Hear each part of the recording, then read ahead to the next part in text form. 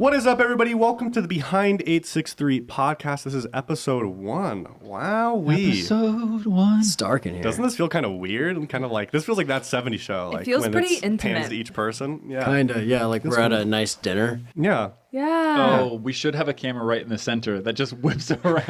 Everyone can just rotate it when they want to. like on a stand. Quick whip. Wait, let me talk.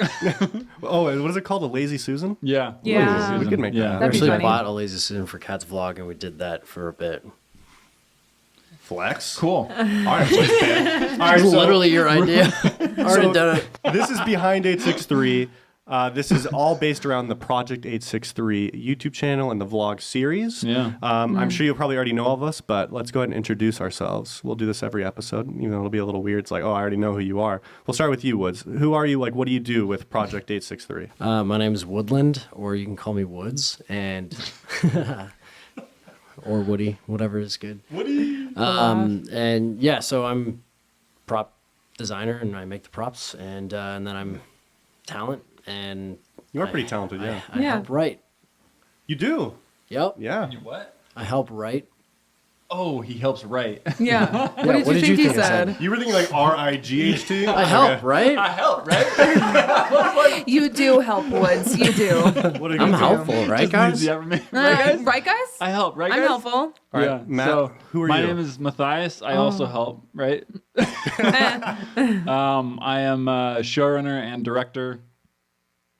And that's it. And talent. What do those Yeah. positions do? Like, what's going on with showrunner and director? I know So, that's so vague. I don't want to always be director. I don't really like the direction. I like the show running. Show running is more about like big picture story, and it's about more of like the episodic marketing and like where you're going with each particular episode, Okay. and how they all fit in together, and like where the big story is going, where the season story is going. Director is more of like where the video story is going, like the actual content itself. Uh-huh. It's like, okay, if you're a director, then you'd go in and you'd look at the general beats that the showrunner would provide if a script wasn't provided to you. We're talking traditional media. But for what we're doing, since I'm both, I provide the script, and then we kind of tag team directing often. You know what I mean? Yeah. But yeah, so those are my roles. Which camera do I look at? I know. I keep the trick looking is at to all just of not them. look at the cameras. Oh, okay, In a great. podcast, you just look at the people you're talking to. Oh, I like Sick. that. Generally. It's super strange though, because I'm always looking You're at trying to subject address four. the audience, yeah. Trying to address the audience. You want to Pulling a address the Jim host. there. Guys, this is our first podcast episode, so some things will be changing. We're going to get some arms to make it more comfortable. We're going to get more pillows. This podcast, we had a bunch of technical difficulties right before, even though it worked flawlessly like 2 hours ago. So Never admit. Sure. Never admit defeat. it's No. it's still perfect right now. So Everything's perfection. perfection. Everything's like it was intended. I have a question. yeah. Is this unedited? like it's going to be just unedited multicam. podcast? So you're going to have Billette say hi. I don't know if you can even do that in a podcast. That break the fourth wall. I know. But pretty much what it is, it's no cutting, but it's going to be them. Billette's going to be pretty much like switching the cameras live. Okay, cool. That's fun. That's fun for everyone. Samantha, who are you? Anyways, Yeah. you said to not look at the camera, so I'm going to introduce myself to Woods. Hey, I'm Samantha. I'm the production manager I feel of left out. Project 863. I'm the production manager of Project 863. Yeah, I'm basically just responsible for like making sure everything's scheduled, keeping everything on track. I also manage like uploads and everything. You also do the it's a camera great operation. Oh yeah, Operation and acting. I also camera op.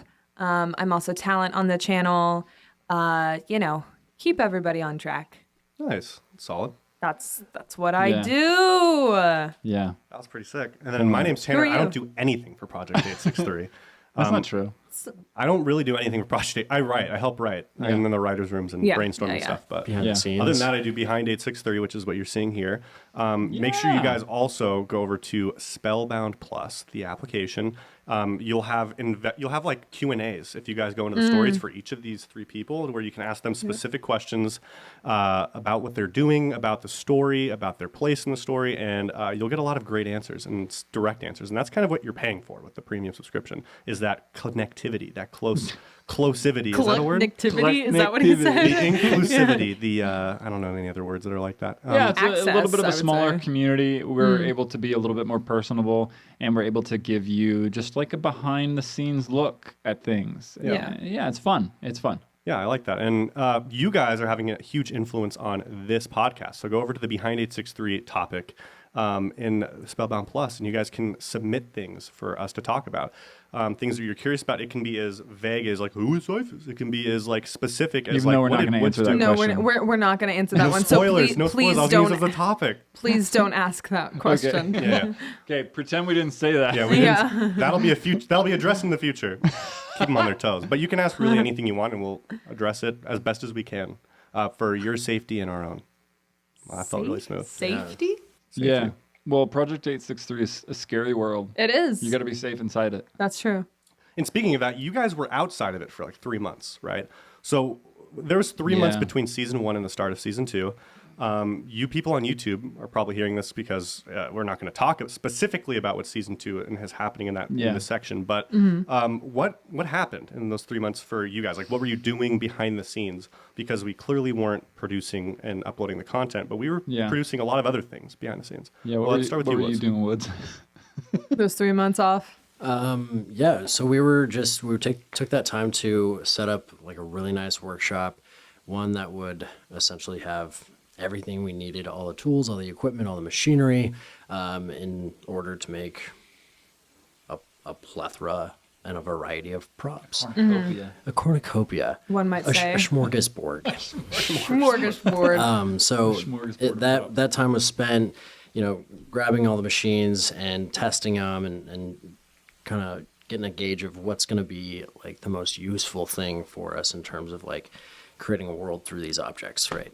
And so we were doing a lot of that, and then a lot of like just a lot of brainstorming, a lot of like prep essentially. But Well, you learned some new skills, I feel like, too. yeah, I got to Give learn. me a little taste of that, because I saw you 3D print Bernie Sanders, which I thought was pretty sweet. I sure did. I thought yeah. that was fun. So I had to test the in order to make like any prop we really wanted, we needed a 3D printer or like a resin printer. So I had to test those, and we had a couple in shop from like years ago that like I vetted through those and essentially like figured out which one prints the best on the smallest scale, which one prints the best on the largest scale.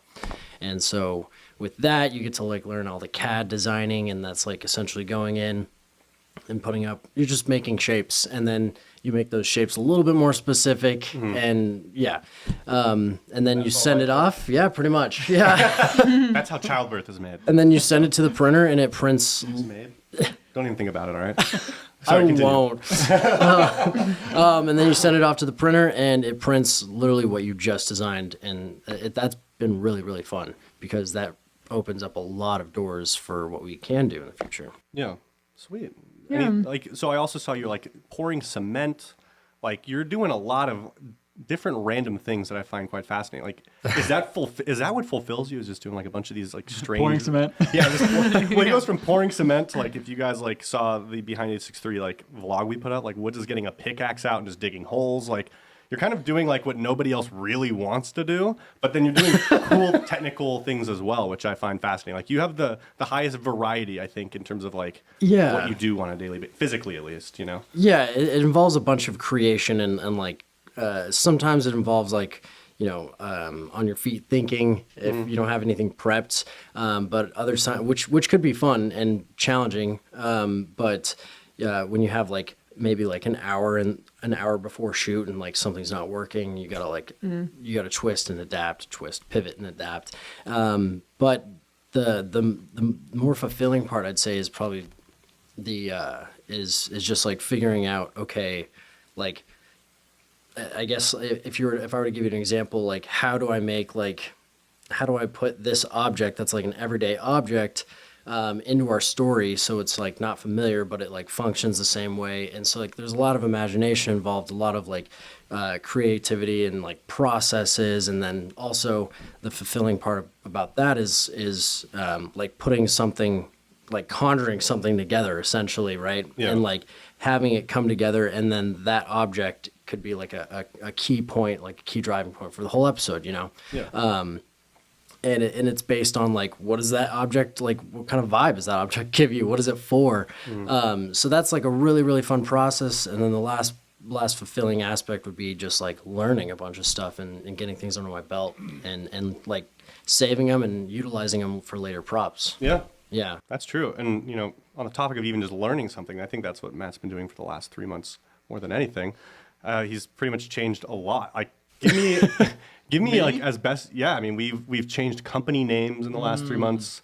We've done a lot in the last 3 months. Yeah. So like, what have you been? I mean, you personally have gone through a lot as well, which I think we can dive into Later or now? Let's do it later because we'll have it as its own separate topic. But I really do want to hear like specifically about all of it. Yeah. But in terms of just professional.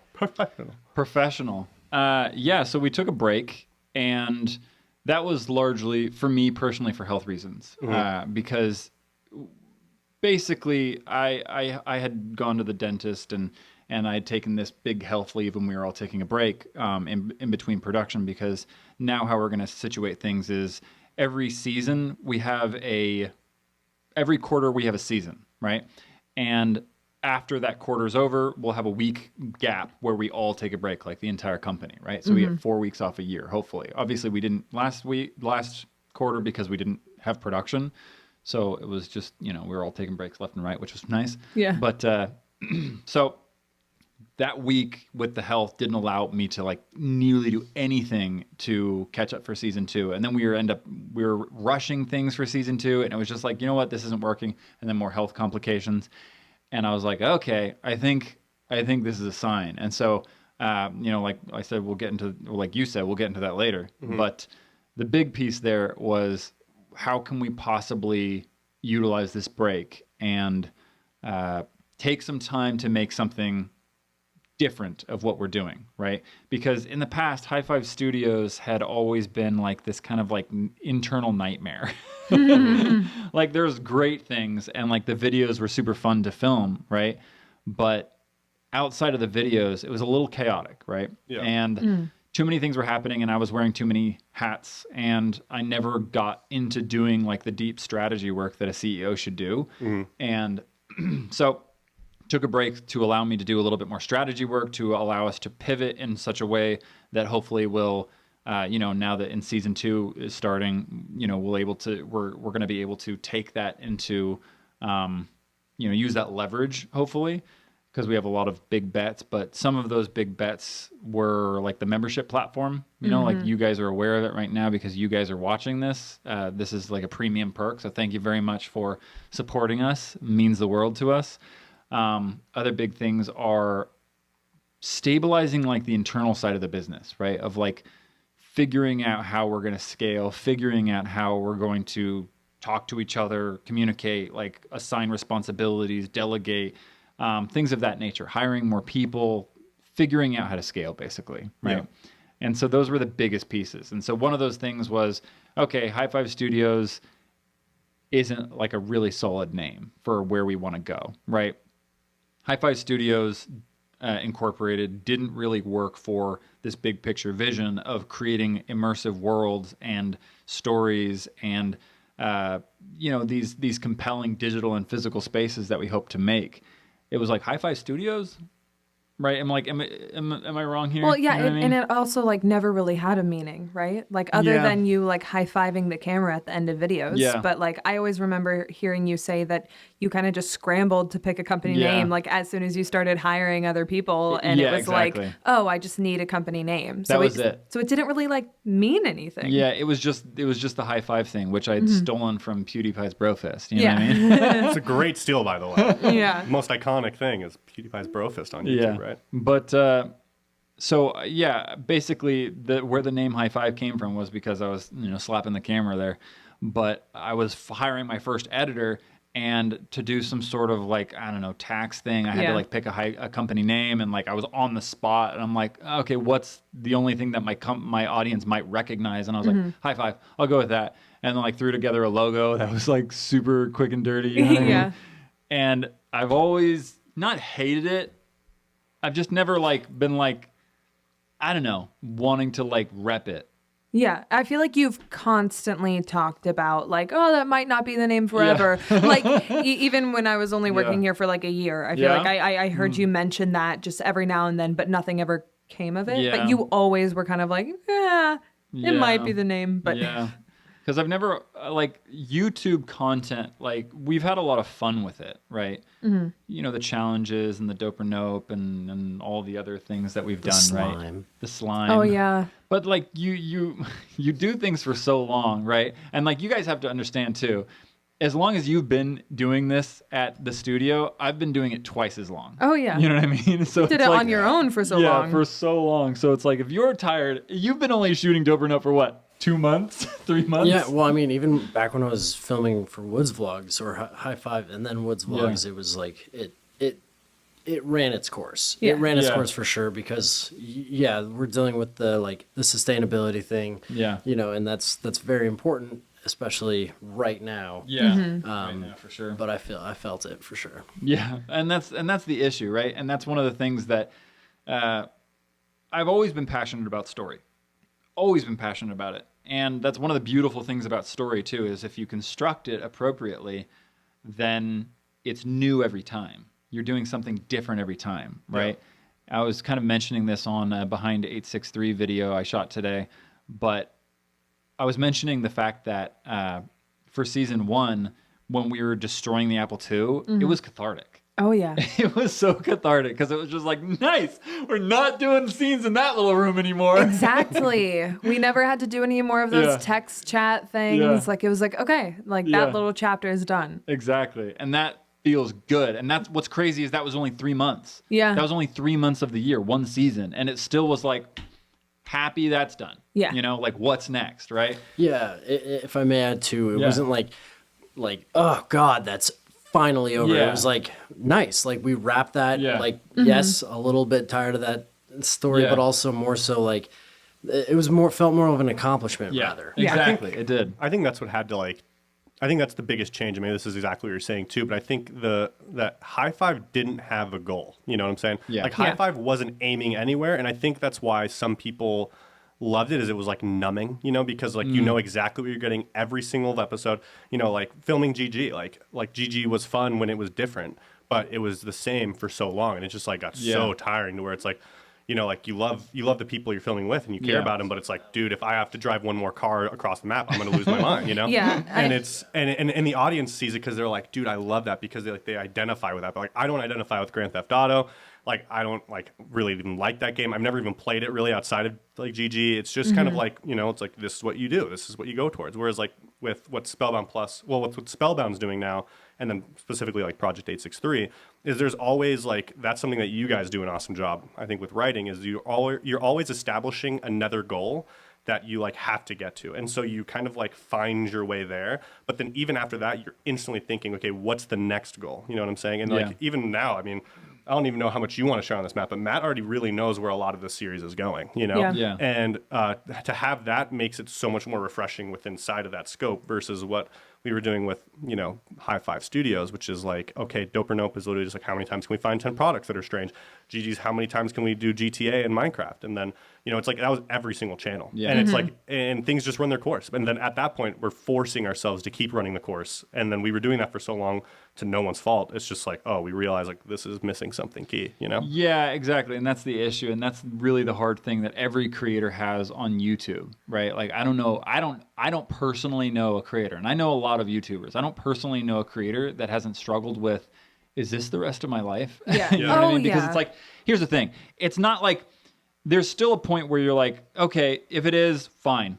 This is a better life than most. You Oh, know? exactly. And it's like not complaining, but it's more of like wondering, did I trap myself? Did I not structure this appropriately to allow myself to do future things or to allow myself to pivot or change? But that's just the nature of the platform. But to speak on what you said too, I think it was cathartic to like see those things smashed, right? Like the phone and like the Apple II, because personally, I feel like it was smashed right at the right time. Yeah. It wasn't smashed it wasn't like I got to the point where I look back at those videos and I detest those videos. No, I love those videos. But if like we kept doing the Apple II chats and the text chats and stuff like that, I'd look back and I'd be like, I'm so frustrated with those videos because they like, you know, they didn't change, they didn't grow, you know, like our story didn't grow. So it's cool to see that, you know, that chapter over at the right time. Yeah. You know what I mean? And not burying it, but not also ending it too soon. So Yeah. Yeah, but I don't even know how we got here. I was Just talking about what you've what a learned podcast over is, the baby. last 3 months. Yeah. It's one of the things I've learned. Yeah. But for the other piece of like changing the name, I like Spellbound was a fun. It was just a fun little name, right? It was really, really difficult to find a name. Spellbound wasn't even my pick either. I feel like a lot of people thought it was my pick. It was actually Amanda's Well, you pick. were a heavy advocate of it. I think that's why. I was a heavy Not advocate. even in a bad way. It's just Yeah. that you're Yeah. such an advocate of it. And I mean, Amanda loved her to death, but she's not at the studio often, so Yeah. she's not advocating Yeah. it. So you're kind of advocating it for her, and it kind of like comes off Yeah. like you came up with it, but you didn't for sure. But my original name for what I wanted to call the studio was Storied. And then I was I pitching it remember that. around. And then Amanda was like, I don't think so. And she's like, what about Spellbound? And I was like, She just so threw it much up like better. that. She just like tossed it up. And What I've about been this? thinking about it About for it, months. She's like, what about Spellbound? And I was like, so much better. That's so Yeah. much better. And I was like, okay, Spellbound's the new best one that I've thought of. And this is after I've thought about it for months and months and months, okay? Mm-hmm. You know what I mean? Like, when I think deeply about something, like, I go in deep, and I'm, like, looking at all the word combinations. I found all these different websites that'll literally combine words, and it looks like different languages and stuff. And so then I took it to the team, and then everyone started coming up with names. We kind of like did like a little vote on it, and Spellbound was still like the top winner beyond it. Do you guys remember what you came up with? Honestly, I don't, which I guess just goes to show that like Spellbound was the winner. But I remember, weren't there like 3 that were kind of tied for first place, and then we ended up Yes. picking Spellbound? So, I don't remember what the other 2 were. Realms was one of Realms, them, but okay. there's another app in the App Store called Realm. Yeah, it's okay. I don't and like that one anyways. It's based on story content too. So I was like, let's too not do close, that. too close. And the other one I think the audience liked a little bit was Dimensions. Yeah, I like But- that one. Yeah, but that one felt a my pick. little. It felt a little like. I don't Kind know. of D&D-ish, because there's a Yeah. D&D company that has D&D, that. but honestly, it also kind of sounds like a cool hip church to me. Like, come to Dimensions Church. Like Elevation. You know, Yeah. like the like really like hipster churches. Ascend, yeah. Yeah, it's like Dimensions. like I can come, see that. you know. Also, that was my first vote. I didn't even vote for Spellbound. Yeah. But now that it's up on the wall, now it's on our website, now it's everywhere. It's like, yeah, I probably, I don't know, actually, if thinking about it, if we went ahead with like Dimensions or Realms, it would probably fit just as well. But like thinking of naming the company anything else besides Spellbound doesn't feel right anymore. Yeah. So Yeah, That was a good pick. and that wasn't that long to get there. No. And I feel like we've gotten a lot of fan art too on Spellbound that actually makes that logo look way more iconic than Yeah, we like the thought it'd Taco be. Bell one. Yeah, yeah. Put it up, Bullet, if you can. yeah, exactly. I love that logo because I Yeah. remember you sent it to like Bailey and I for something for like a temporary Yeah. placeholder, and Bailey and I were like, wait, like that kind of slaps, like just like the Yeah. simple spiral. Yeah. And so for those of you that are curious, that little spiral there is actually the crystal ball. And the idea is, like you look into a crystal ball and there's different worlds and different stories and different universes inside that. And that's the idea. So that's what I call it, the crystal ball. nice. Yeah. But yeah, no, so I made that logo and I sent it off to Sam because I was like, I was just using the literal crystal ball emoji. Yeah. Just because I'm like, hey, this is what we'll use for now. And then I made that and I sent it to them and they're like, use that, just use that. And Yeah. I was like, really? You Yeah. sure? Simple, sleek. It's got that like techie, like Yeah. like futuristic, like forward thinking, but also like ooh. Yeah, because I like didn't that. want Spellbound to feel magic-y. Yeah, you don't want it to be Yeah, too I- cringy, like trying too hard to And on the nose. Honestly, Yeah. that was a little bit of my concern when it was Yeah. like first like pitched out there. Yeah. I was like, is this gonna sound like we're like a D&D witchcrafty. company or something? Yeah. But like Wood said, now that it's like up on walls and I'm like using it in conversation, like Yeah. it doesn't feel that way at all. Yeah, I wanted to feel. I wanted it to feel much more like a company that creates their own entertainment, but also is like a little bit in the tech space because that's where we're Yeah. aiming to be, right? Yeah. But so we made that transition, and then we started working with the Mighty Networks to build like a preliminary website while we still build our own. So we're definitely still going to have an awkward transition in a couple years, like converting everyone over to our official app. But at that point, we'll promise that it'll be much, much better. It'll probably still have bugs and stuff like that. Every app Yeah. will. but we'll have features hopefully geared towards our specific community, our specific stories.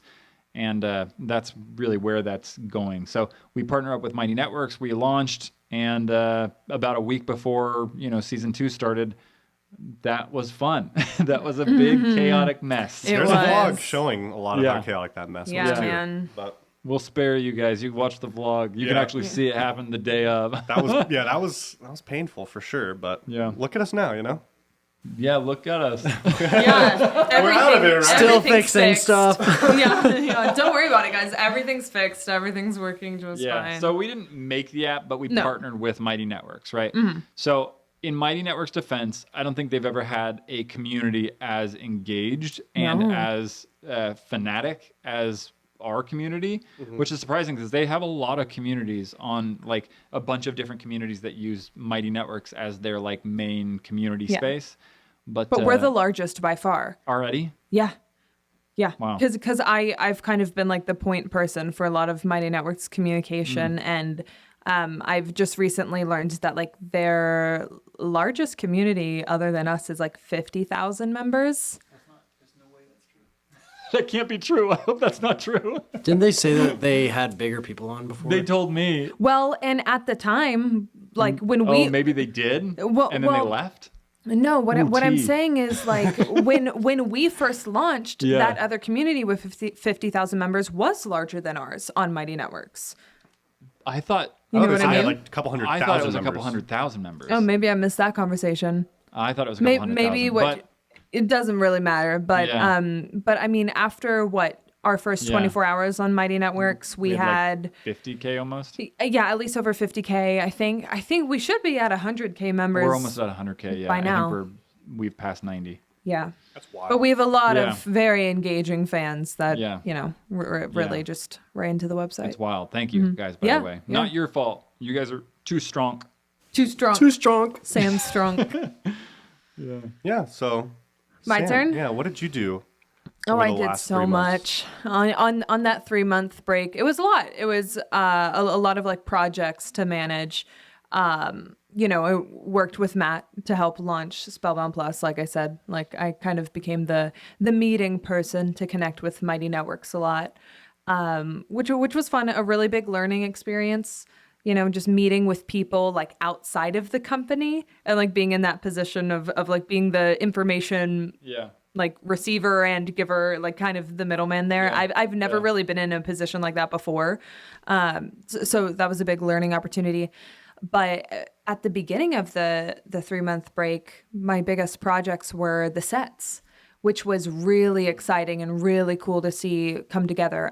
Bailey and I worked with a designer to come in and do the headquarters set up in Blue Base and the vault.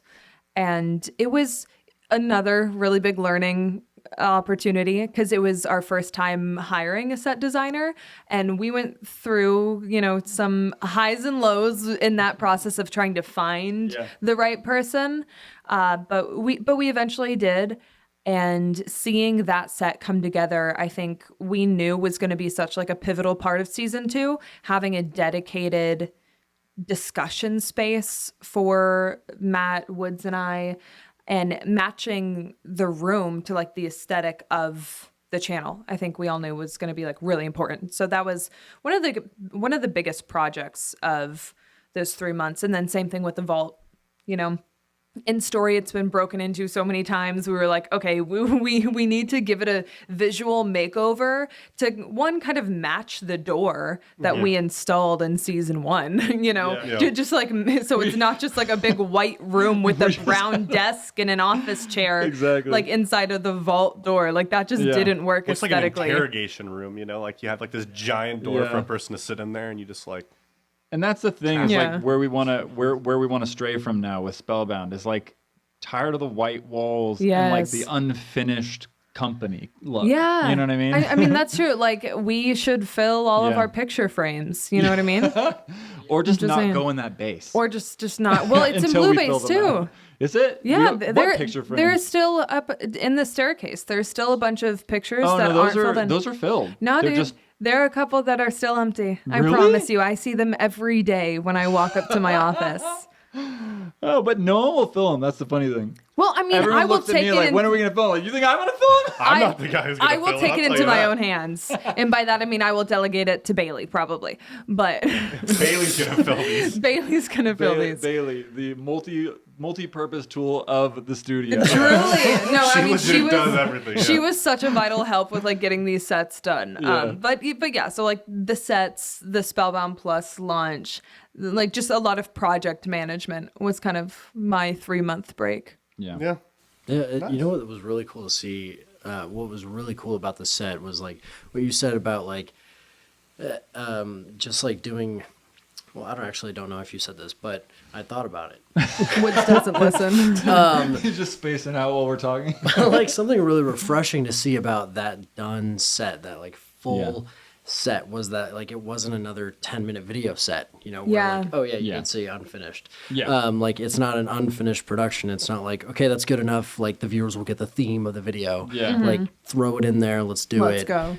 Where it's like this whole set from like ceiling and beyond Yeah. down to the floor literally is covered with just design. Yeah, detail. I mean, when I walked into it for the first time, like I almost got chills just because Yeah. it's like Woods is saying, like it feels like it's the first real set, if that makes sense. Yeah. Because even with Dope or Nope or like any of the other like channel sets, like you said, they looked really good on camera, but we were still like ourselves on those sets, so they didn't feel like quote unquote sets. I've said set so many times.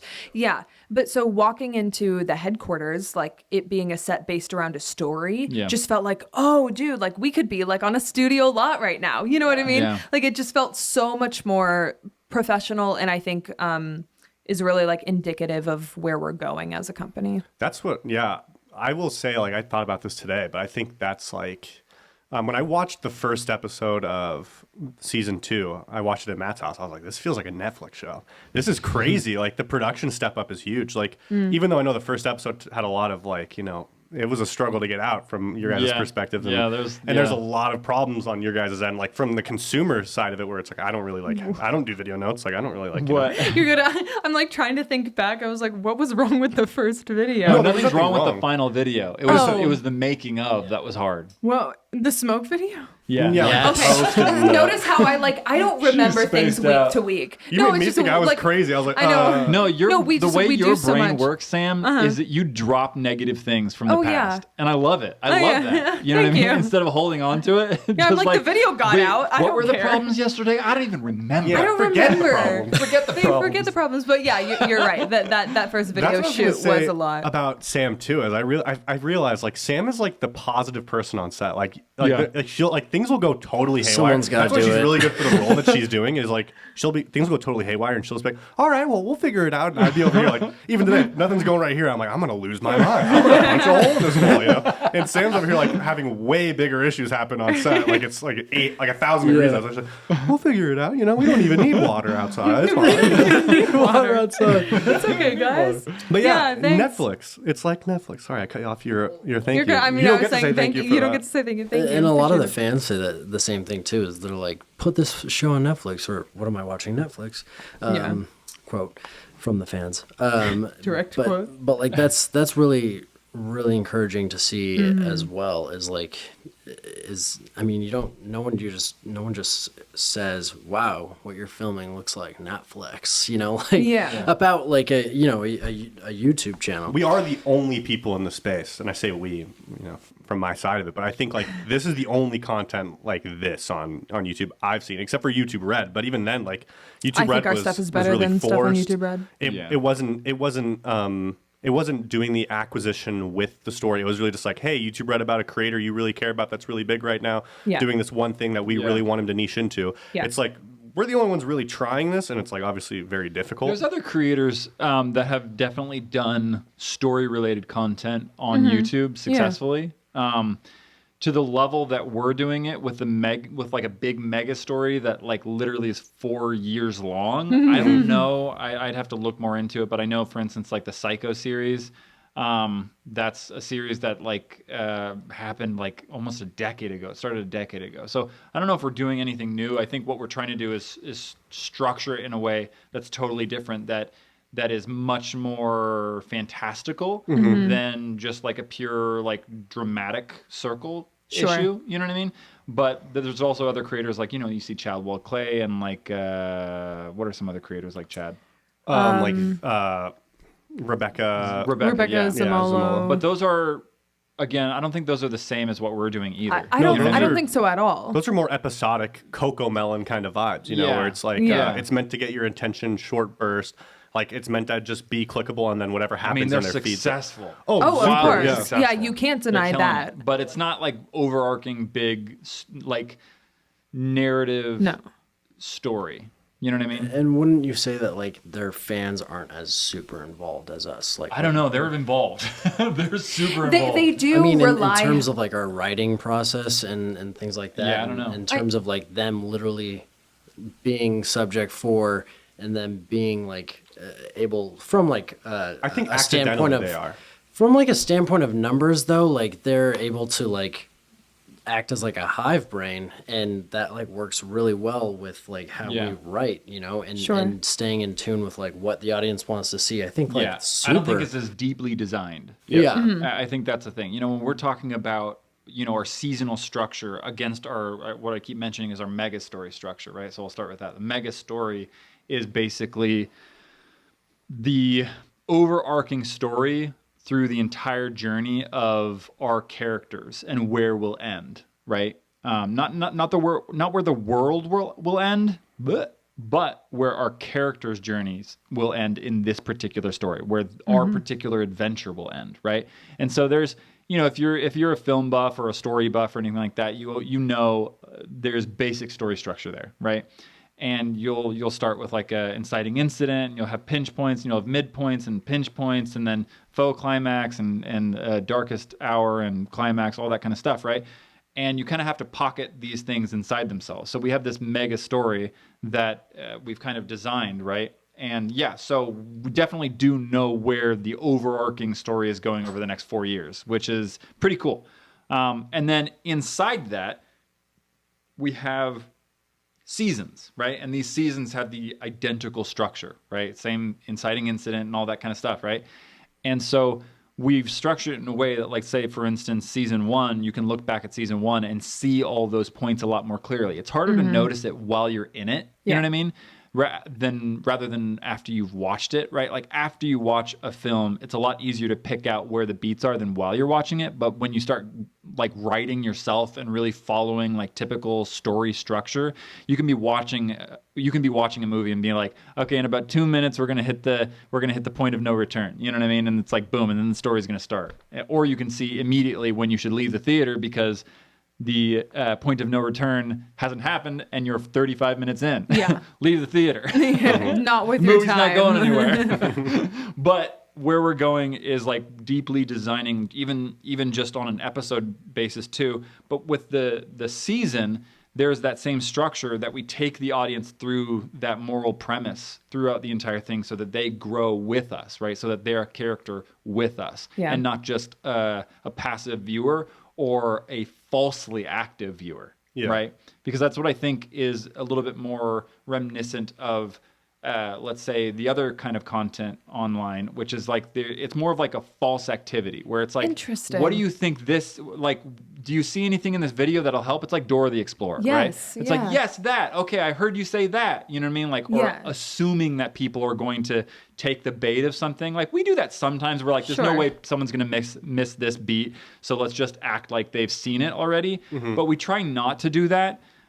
Because it's not genuine reactivity, right? So what we try to do is actually mold the story based on where the audience is actually responding to it. Which I think is fascinating, because I think that's the other thing I was going to bring up too, that I think is revolutionizing the YouTube space a little bit, is other content is, well, I look at it, like, think about it like it is a blurred line. Like, it's Yeah. not fake. It's like, it's unfiction. It's like you watch it, and the entire time, even people now, even after we revealed like, hey, this is fiction, it's unfiction. Like, people still like it's your guys' the way it's written, the way you guys act in the videos. It has this like line of like is this real? Like, and even when you're told it's not, it's like, but is it? You know what I'm saying? Like, but Yeah. who would go to this length? There are so many people that didn't believe me when I was like, yeah. It's fiction. They were like, the bad guy told We me have to say people that. on Spellbound plus the app that still think it's real. Yeah. And it's fascinating Yeah, because it's like you've gone through so many layers to get to us, Yeah. and you still haven't I mean, seen, we're, you know? even when you released the first behind the scenes or behind 863 video, there were still people on Spellbound saying like, I'm confused. I just saw this behind the scenes video. Like, what do you guys think this is? Like, they were building theories off of why there were behind the scenes and like saying it was all like in story still, but it's too not. far. Like that's the point of like even this podcast and like really breaking that fourth wall is to talk about how we do it all. And it's fascinating. Yeah. It's fascinating that people. It's fascinating that it's like it's that good. Yeah. Like I had my own sister. She hit me up. She's like, "Is it fake or real?" I'm like, "You're watching the vlogs?" Like I was like, "What?" Like I'm not even like. Okay, like that's like compelling. It's people really aren't sure, and it plays into that so much. It's like it reminds me more so of old YouTube, and it's like lost now, but like old YouTube with like the types of vlogs and the types of skits and the kind of things they did then was so much more like guided and like. Whereas now it's meant to just be short bursts of like TikTok era. yeah. Now it's just trying to get your attention for as much as it can, and then hopefully get you to do something else that'll get your attention for a little bit. And like, whereas it's so different. You know what attention. captivates me about like what we're doing here, and what I think that the audience is like, I mean, it's just solely based or centered around what we're doing here is just like pretending, right? Like I always think about like what we're doing here is, you know, we compare ourselves to different videos and different types of content, and for sure, like what we're doing here is new and not too far off of this video or too far off of that content, but like really how I look at it is like we're just pretending, like we're like just how you do when you're a kid, right? Like you go out on the street, you get your next door neighbor, and you start like You set the scene. You set the scene. Did you just watch like a really good movie that you're like, okay, I got this really good plot, but we're gonna twist it this way. You're gonna have this superpower. I'm gonna have this superpower. Your weakness is this. And my weakness is this. Go. And then you go. And that's Action. exactly what we're doing on camera. And it's like, I mean, I'm getting chills talking about that type of concept is it's so familiar within like the absolute freedom of imagination, the absolute freedom of like that role play or pretending. Yeah.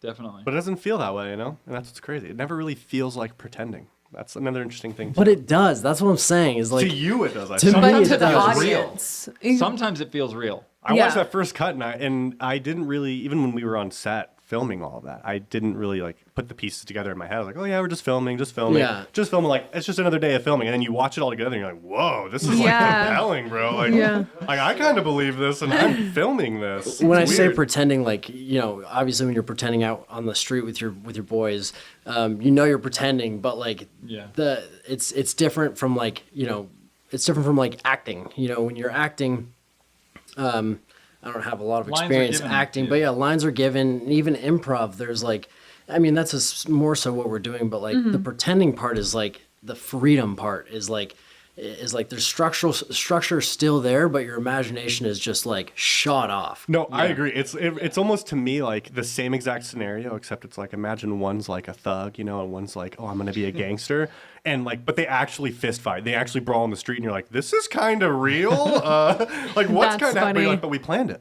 But it's like, but you're punching each other doing in the it. face. Yeah, that's kind of what it feels Yeah. like. It's like deep method acting, basically. Yes. It's Yeah. like you have to actually get deeply into the story world, like deeply understand where you're supposed to be going and what you want as your character. Yeah. So you have to like really get deep inside the character to actually say anything that makes any sense. Yeah. Otherwise, it's just false. And it's just so committed. I think that's the thing too, is just like the fighting scene. Yeah. Like if You have I to was be to really walk committed. past two like 10-year-olds beating the crud out of each other, like I'm like, you're way too committed for this to just be pretend. Yeah. Like what do you do? You know, like you guys must hate each other. And like you guys are going through it like, okay, this is way too deep. It's like this can't be fake or It was just like unfiction episode or not 3 real. where we fought at the end. Yeah. Was it? Yeah. Yeah. Like watching that back, it looked good. Yeah. It looked good. And that's the thing too, is like that's what you call it, deep method acting. Yeah. Is like that's that is for sure key, is like immersing yourself a bunch, and I think that's also where like the audience comes in and gets to like pretend with us on like Spellbound and Reddit, is like they're like, okay, what about this theory then? And sometimes those smack, and sometimes they're like dead on point, and we're like, we love that theory. Let's do it. Write it in. Yeah. Let's More pivot. often than you're not. And sometimes I even forget to tell you guys that that's a theory. Oh yeah. Because I'm just like, yeah, let's go in this direction because I saw the theory. And like, I'm just like, oh, wait, that was a theory. You know what I mean? Yeah. Yeah, Matt's so like, funny. these are all my ideas. I mean, these are all These are my ideas. ideas. No. But that's the weird part, is that you can't quite tell people like, yo, we got this off a theory. And that's one of the things, is like trying to do more on Behind 863 is like actually include the audience in on the part of like, yo, you like, here's the definitive evidence of how you guided the story. You know what I mean? Rather than, because you can't do it in the story. No. You know what I mean? Like the only way we could do it in the story is if we throw out a bunch of random clues and red herrings and see what people grab and see how they grab it. And then we're like, okay, the way they grabbed it, or the way they saw that, or the way they took that, we should run with that. We should go in that direction, and then loop back to where we're intending to go. You know what I mean? Like a choose your own story book almost. Yeah, Kind of. almost. We basically just give them, a bunch of clues, and whichever one they're like, oh, what about this? Like, it's like, okay, the audience saw that. The audience really wants to know what's in the blank journal. Okay, so we'll try and do a video about that, and then we'll like cut it off because we're not ready. You know what I mean? Yeah, exactly. Yeah, it's funny, Tanner, what you were saying about like being so committed and how we're all like so in it. That was the funniest thing to see when people were still having the conversation about like, is this real? Is this fiction? I can't tell. Seeing people say like they wouldn't cut open all of these walls in their studio like if this wasn't real, or like they wouldn't go on this car chase if this wasn't real. Like I think we really do have such a good grasp on that like blurred line because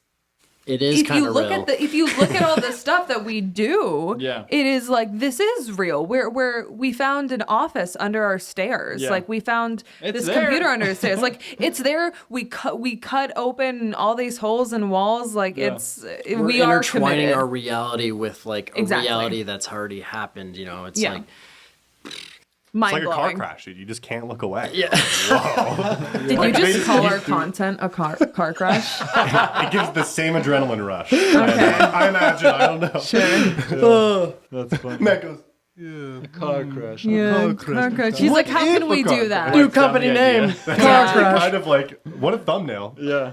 Just two cars literally. I'm not saying Crashing. Let's do it. But let's not that's do the it word. in the Tezzy. No.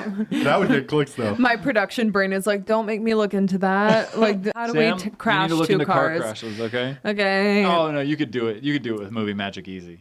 For sure. For sure. We just We'll hired- find out.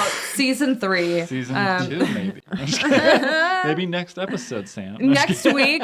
Yeah. Next week. Actually, tomorrow's episode. You're Let's like, do yeah, that. you know what? Real quick addition to tomorrow's Yeah. episode. Car crash. Car Yeah, crash. Anyone? make it happen, by the way. Make it happen. Yeah. Well, thank you guys for watching this episode of the Behind 863 podcast. We're going to have at least 2 a month. I'm actually going to try and go every single week because I feel like we have so much to talk about. Yeah. So many different people, so many different perspectives. You'll see the cast interchange as we go along, but I mean, this will probably be the core cast of people who will be sitting here. But we have a lot of other perspectives to get, like, Michael Badal, who's he works in post, and he's the one who's handling all the vinyls and all the stuff that wants to come onto the show and talk about things. We have Chanel, who is the story expert, who helps doing a lot of writing, and like she'll be able to give a lot of good perspective. We have Bailey, who's a production assistant. We have like Quinn, who's going to be doing camera. Like, we have a ton of different perspectives I think that will be valuable to have on the show. But this is generally what the feel of it will be like. So I hope you guys enjoy it. Please give us your feedback as well. We are ever changing as well, but we think this podcast studio kind of rocks. Yeah. I think it looks Yeah. beautiful. I had fun talking This about it. has been as really Philosophy relaxing. comes out. Yeah, of it. it's honestly, it's already been 50 minutes, and that's why I had to cut it off. But I think we could have gone for like 4 hours. Honestly. Yeah. And that didn't feel like 50 minutes. Yeah, No. it blew by. So, yeah, thank you guys for watching. We will see you guys on the next episode. Make sure you leave your topics in the Behind 863 section of Spellbound Plus, please, so I can use those to make my life 50 times easier. We'll see you next time. Bye. Bye. Bye.